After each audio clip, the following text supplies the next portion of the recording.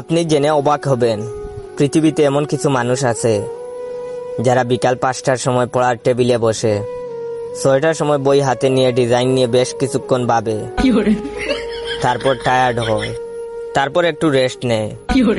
7টার সময় বইয়ের পাতা উল্টায়, উল্টাতেই মনে হয় একই হাতের নখ এত বড় কেন। তারপর তারা নখ কাটে, তারপর 8টার সময় মনে পড়ে একটু পড়া উচিত। 5 মিনিট পড়ার পর আবার টায়ার্ড হয়, হালকা বিরতি নেয়, একটু ফেসবুকিং করে, খিদা লাগে, খায়, খাওয়ার পর রেস্ট নেয়। দেওয়াল দেখে, রংটা অনেক পুরনো মনে হয়, এদিকে একটি টিকটিকিও দেখা যায়।